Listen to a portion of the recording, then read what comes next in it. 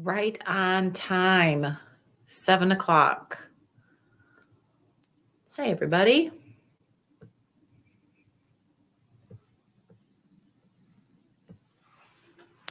How we doing?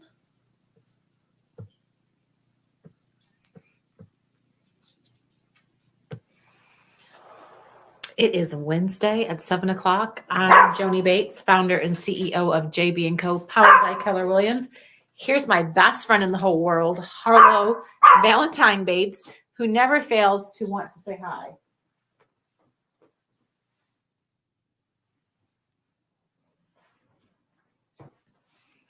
Never fails. Truly. He can be in the other room and he hears me do my intro and he's like, "What's happening, Mom? Are you doing something fun? Let me come say hi to your friends. Let me say hi." I know. You're good. We're all good. It's Wednesday at 7 o'clock and Harlow wants to say hi. Let me put him down. Here you go, buddy. All right. How's everyone week's been? Has it been good? Okay. We're doing a classy Chardonnay tonight. In my dear friend Nancy Wells with Allstate, the Wells Agency, in a fun cup. Okay, so we are talking tonight on Whiskey Wednesday, where I'm having wine, about this thing won't open up. About spring cleaning. Okay, so let's just go into some housekeeping. This is live on my business page, Joni Bates Sells, and my personal page. It is also on my YouTube channel.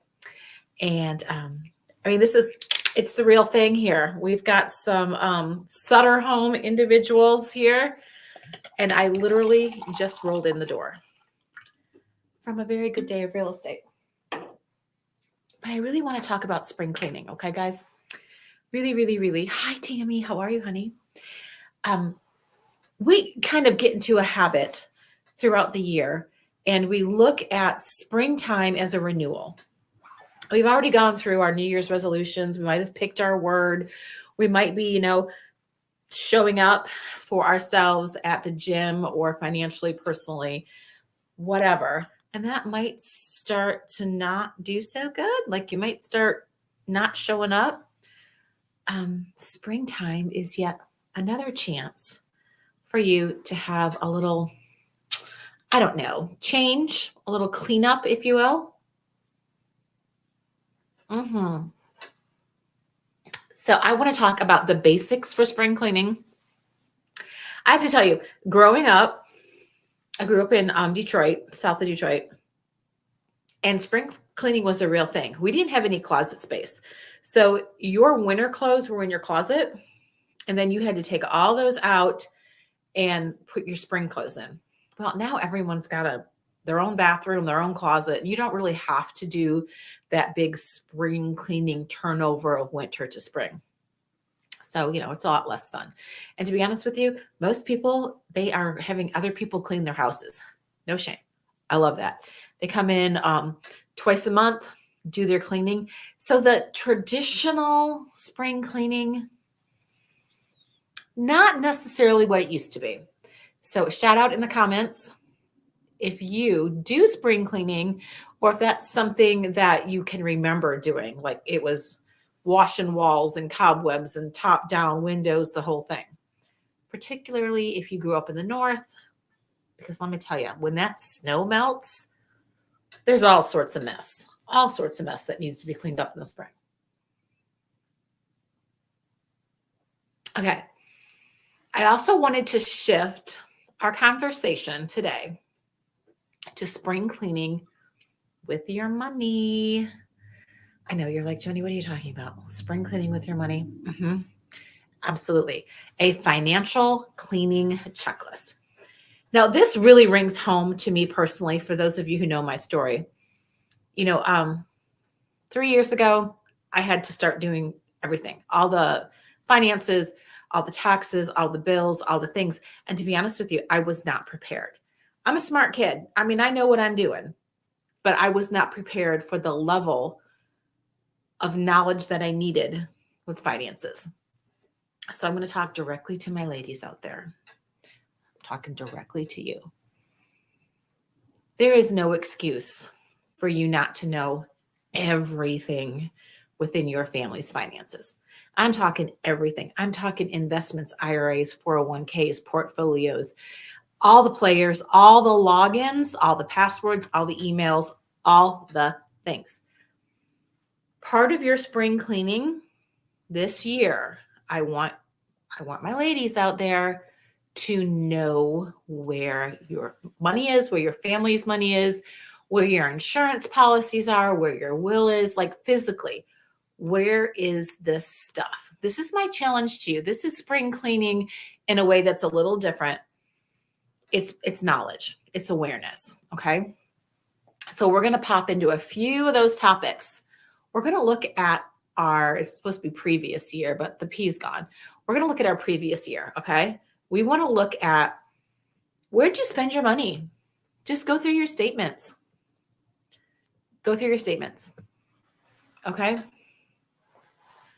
Oh, I love it. I do spring clean calls for clean windows and freshly washed clean curtains. Yes. Okay. Right. You've got to take down your curtains, give them a good shake outside, put them in the sun, maybe put them on a line. Remember those days, putting things on lines, and get rid of the dusty, open the windows, kind of air things out. Right. I totally agree, Tammy.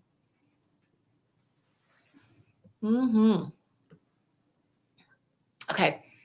We're going to go through our bank statements, card statements, and we are going to look at all of them. We're going to look at all of our statements, and we're going to establish if, boy, I typed really fast, so all my words, compare budget versus actual spending. Yeah, I was in a hurry when I was typing. We need to know where our money is going. And the only way to know where it's going is to look at what you did before. So look at your credit card statements, look at your bank statements. Where did it go? Don't put judgment on it. Just look at where did my money go? The only way to move forward is to look back. And as business owners, we talk about this all the time. We start planning in like October for the following year. And you know how we do that? We look at what we did.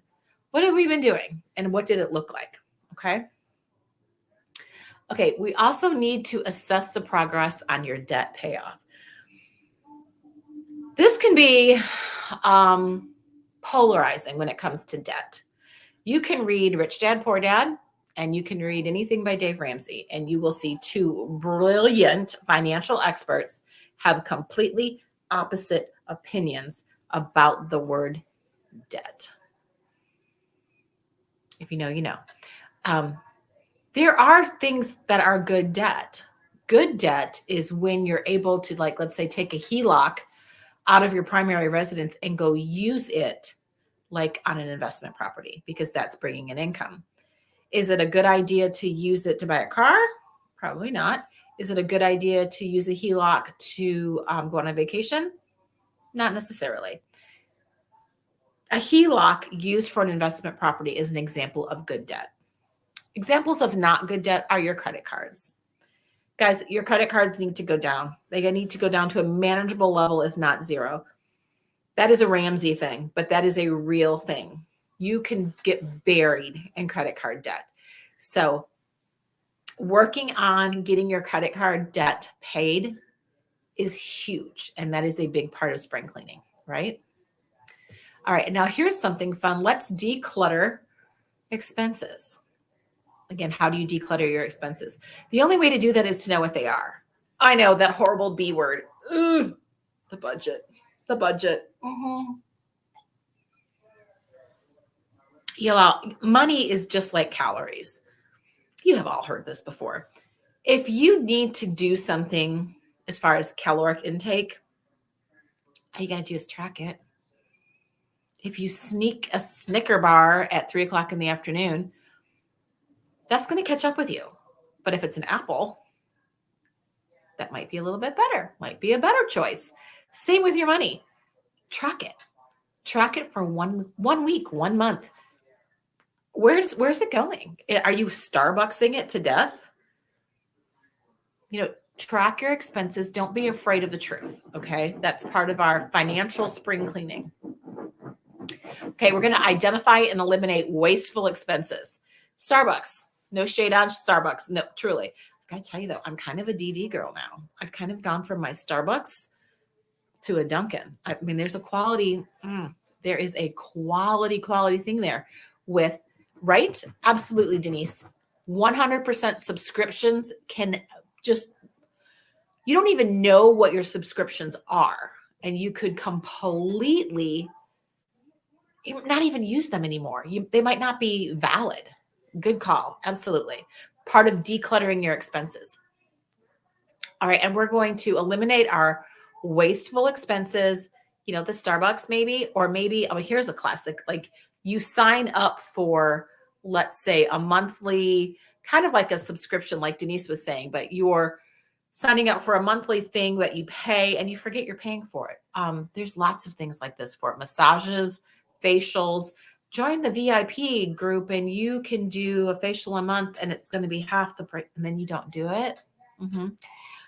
What happens when you like, well, I want to save the money. Guess what? You're still spending it because you're not actually doing it. Like that. Don't do that. Don't do that. Don't do that. Don't do that. Okay, so now we're reviewing our spending. This one is hard. This one's hard.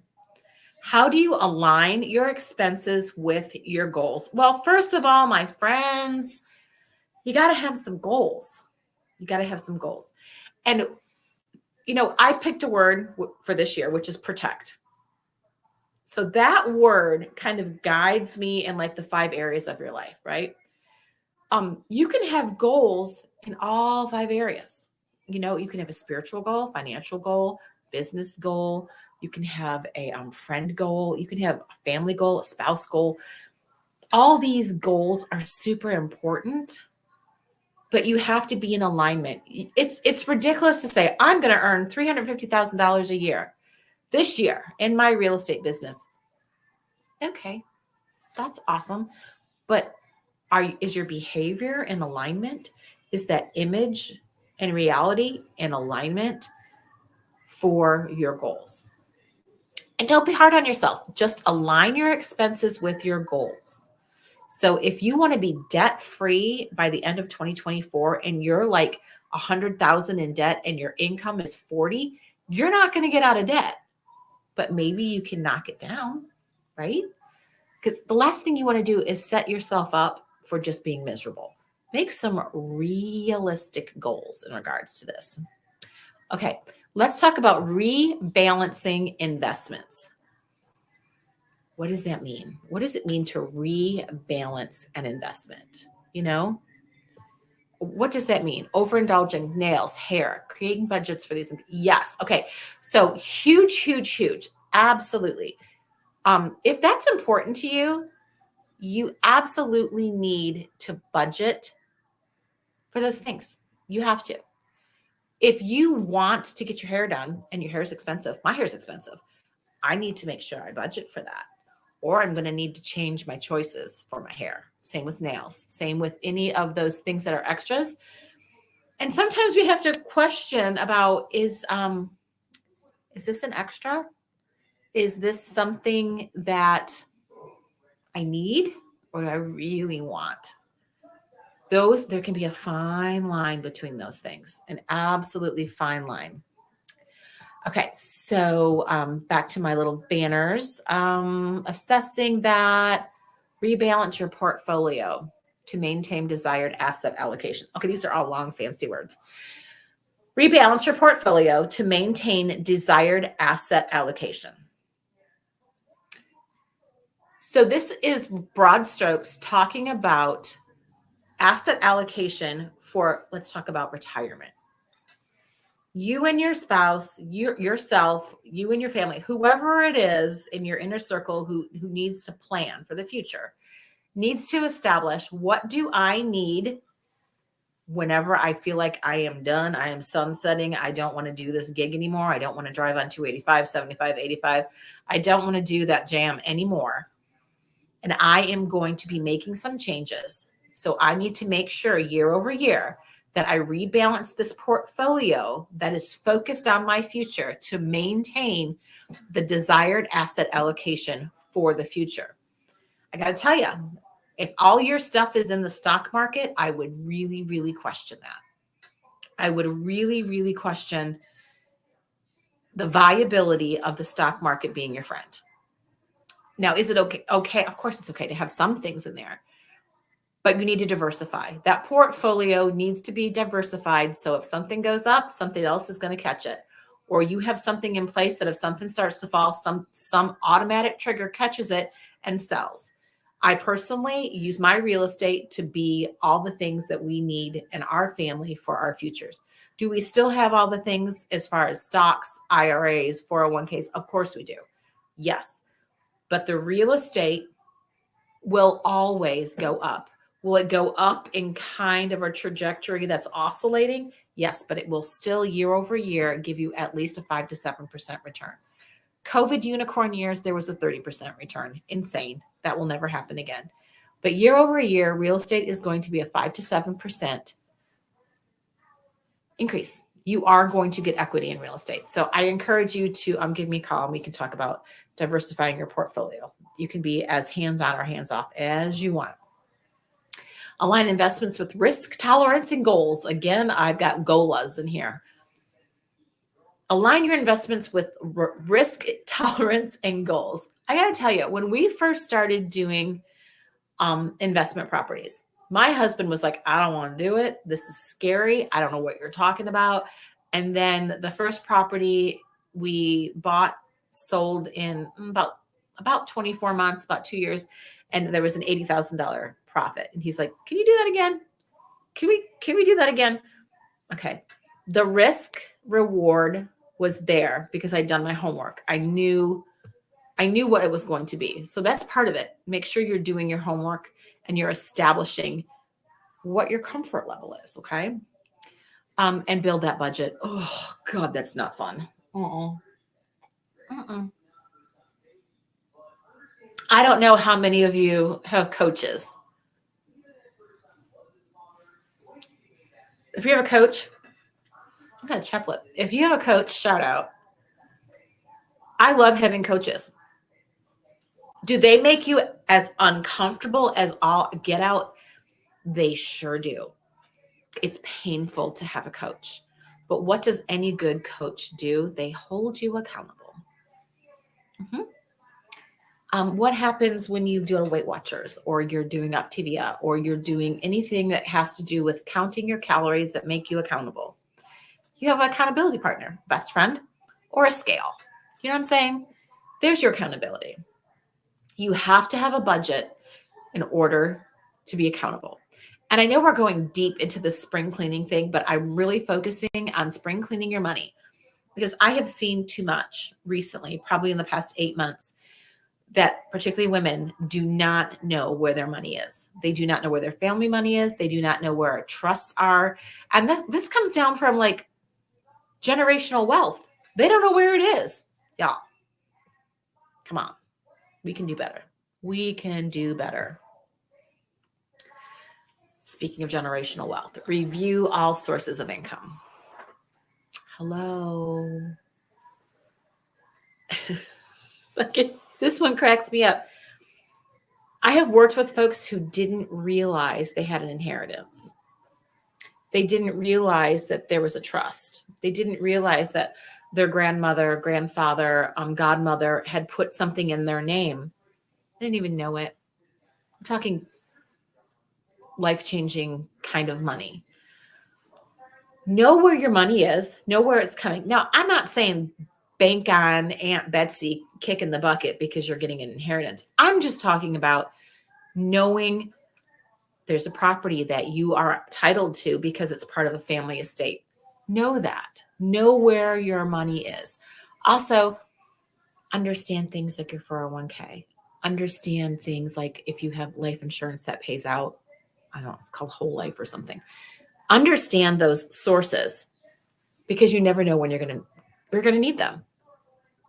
And not to mention that we're going back to HELOCs. Sometimes what you're living in, i.e. your house, is the bank. And that can be a game changer, particularly now. Okay, exclude expenses that may be not awesome. We've talked about this. If you currently, I have a number of people who have houses that are just sitting. It was their mom's house, their dad's house, they've passed. They're kind of renting it, but they're actually spending a lot more on latent defects and different capital improvements that have to be done. Maybe that might be a good thing to get rid of, because the expenses it's taking to maintain, maybe it's time for it to go. Also, consider your expenses that are random and sell them, but they might be there. There might be a random and sell them. Are you going to need a new hot water heater? Are you going to need a roof? Are you going to need to get something done with your car?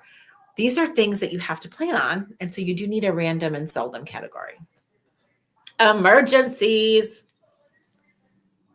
I heard a statistic the other day that 80% of Americans have less than $2,000 in their savings account.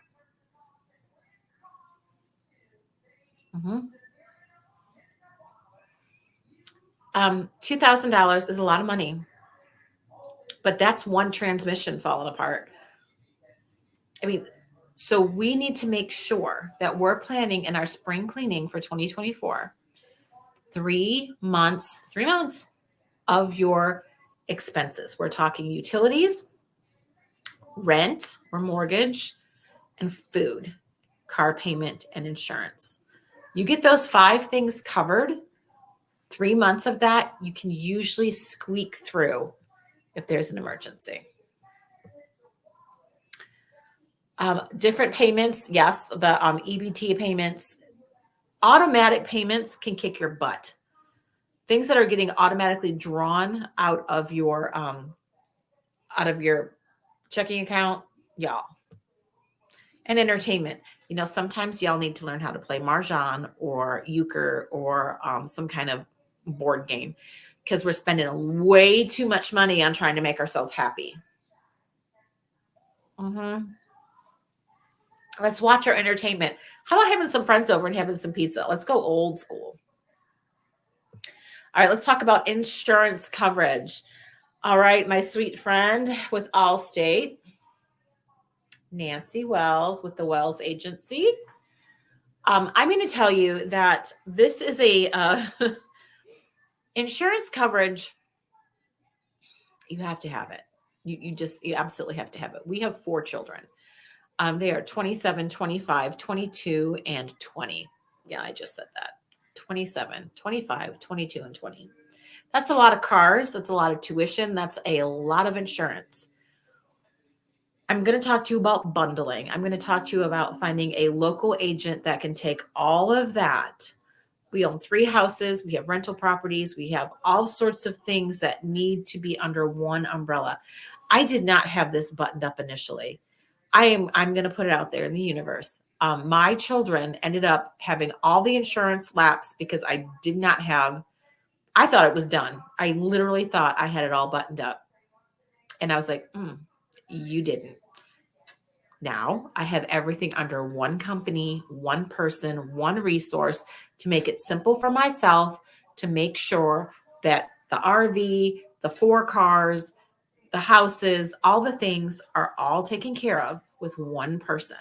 And I can call that person on her cell phone and say, I got a problem, and they will take care of it. Do an insurance check. Call Nancy Wells, call your person. Just call someone and say you need an insurance check. Make sure your home is covered as it should be. Make sure your liabilities are covered. All your cars are covered. Because you want to talk about things that bury people financially, it is healthcare and one really bad day for insurance. I'm preaching, I'm going to church here. So we're going to evaluate all of our policies, including our life insurance, our health insurance, our property, and our pet. Now, yes, I said pet. Honestly, my Harlow Valentine Bates, there was a time that his insurance was better than the children. When we went through Aaron's sickness and we didn't have any health care, the dog had better health care. I'm just saying. I do want to talk about adjusting coverage. Again, I'm a realtor. I am a mom. I am a wife of 32 years, and I have 4 amazing adult children. I am 54. My husband is 54. We have made the decision to drop life insurance. And you're probably all saying, Joni, you've lost your mind. No, not really. Sometimes you need to look at where you are, where you're going, what your present circumstances are, and do some spring cleaning and make some hard choices. I know people who are in their late 80s who are still holding on to life insurance. And my question is, why? How are you using your life insurance, and what is the intent? There's a spend every month, every quarter, or whatever it is on how you pay for it. What's the intention for that? Most of the time, the intention for life insurance is to take care of minors, to take care of a spouse that's left behind, to take care of bills, to take care of house. But what if all those things are already done? What if your children are already 27, 25, 22, and 20? What if your houses are managed? What if the other spouse is just fine? You might not need that life insurance policy. And I know that's a scary thought, but I also want you to stretch and think about adjusting coverage. Okay. And again, we can talk to Nancy Wells about that. Also, competition. Look for discounts, compare rates if you've got the time. And I want you to set your tone. I want you to set the tone financially for the year within this spring cleaning kind of mantra for finances. What do you want? Is it abundance? Is it protect? Is it maintain? Is it balance? Whatever that is, let that just flow through your finances and your everyday decisions. You will be amazed at what comes out on the other side. I got a lot of my information. I love this group. It's called Salt and Pepper Money. I honestly don't know if there's real people behind this, but I do know that they have fantastic information. It kind of looks a little AI generated, but I love it. I go to it often for resources. Okay. Ask me any questions. I know I was talking about spring cleaning, and I really, really jumped on the financial side of spring cleaning about money. Okay. As far as spring cleaning and getting your drapes out and giving them a big wash and dry and making everything fresh and opening the windows and cleaning it out, that's amazing. And I'm going to talk about mood for a minute, and then I'm going to be done talking because I've talked for too long. It's okay to do a spring cleaning on yourself. It's okay to do a spring cleaning on those who are around you. It's okay to do a spring cleaning on circumstances that no longer serve you. Your brain is like a garden. And if you plant seeds in your brain, let's say strawberry seeds, and you expect to grow tomatoes, right? That sounds ridiculous, Joni. You're going to plant strawberry seeds and expect tomatoes. It's the same for your brain. If you're expecting a positive, awesome mindset, a positive, awesome, elevated mood, and you're not surrounding yourself with positive, awesome, amazing people who you are energetic around and who do less drama and who are just pulling from you instead of feeding you, you are not going to get an outcome of positivity and growth. It's true. It's harsh, but it's true. So you might need to make a change. You might need to do some spring cleaning on who you spend time with. Okay. So thank you. We have a lot of listings right now. Go to my website, Joni Bates Sells, JOANNIE Bates, BATES Sells, SELLS.com. And you can see all of our listings there. Spring has sprung, y'all. It's happening. Interest rates be damned. Spring has sprung. Okay. I will see you guys in 2 weeks, and we will be talking to Van the inspector, and he will be telling us all about what to look for when buying a house. All right. You guys take care.